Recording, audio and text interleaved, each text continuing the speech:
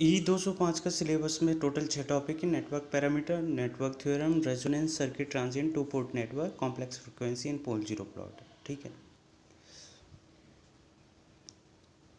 इनमें से क्या क्या इंपॉर्टेंट क्वेश्चन हैं आ सकते हैं इस बार एक्सपेक्टेड क्वेश्चन में, मैं एक बार एनालिसिस करके as per my knowledge previous year question paper को देखकर मैं आपको बताऊंगा कि इन टॉपिक में से कौन कौन से क्वेश्चन आपको पढ़ने हैं ताकि आपके एग्ज़ाम में अच्छे मार्क्स आ सकें।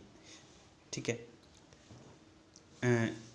पूरा पेपर ज़्यादा पार्ट न्यूमेरिकल होता है, कुछ क्वेश्चंस थ्योरेटिकल क्वेश्चंस आते हैं, इजी क्वेश्चंस आते हैं, प्रैक्टिस किए हुए क्वेश्चंस जो प्रीवियस ईयर क्वेश्चंस आप प्रैक्टिस कर लो इनके से उसी में से सेम क्वेश्चंस आपको मिल जाएंगे। नेटवर्क पैरामीटर फर्स्ट चैप्टर है। नेटवर्क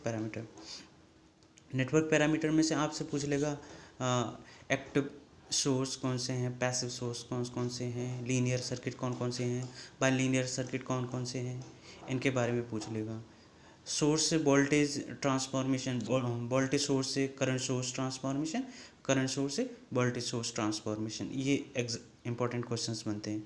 नेटवर्क थ्योरम में से Norton theorem, maximum power theorem का क्वेश्चंस पूछे जा सकते हैं, और सुपरपोजिशन और थेवेनिन का भी स्टेटमेंट क्वेश्चन पूछे जा सकते हैं। अब रेजोनेंस में बात करते हैं, इसमें न्यूमेरिकल भी आता है, थ्योरेटिकल भी आता है। रेजोनेंस में सीरीज रेजोनेंस में का थ्योरी पूछ लेगा, सीरीज रेजोनेंस क्या होता है, इसमें क्यू फैक्टर बैंडविड्थ के न्यूमेरिकल क्वेश्चन पूछ लेगा। सर्किट ट्रांजिएंट में R L R C,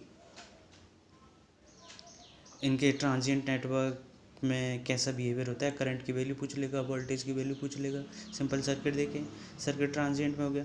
to port network में Z parameter, Y parameter, A B C D parameter, S parameter, ये तो सिंपल है। इनमें इंटर रिलेशनशिप का क्वेश्चन पूछा जाता है और न्यूमेरिकल पूछा जाता है, तो उसकी हमको प्रैक्टिस करनी है। Complex frequency and pole zero plot में क्या करना है, पोल जीरो प्लॉट का एक क्वेश्चन आएगा, 100% फिक्स ही है, सिंपल पोल जीरो प्लॉट कराएगा। कॉम्प्लेक्स फ्रीक्वेंसी जैसे ड्राइविंग पॉइंट इम्पीडेंस फंक्शन है, उसकी क्या क्या कंडीशंस होती हैं, वो कंडीशंस हमको एग्ज़ाम में पूछी जा सकती हैं। ये ओवरव्यू सिलेबस का एनालिसिस है, मैंने जो टॉपिक बताए उनको आपको प्रैक्टिस करनी है, उन्हीं में से एक्सपेक्टेड क्वेश्चन पूछे जा सकते हैं दिस ईयर।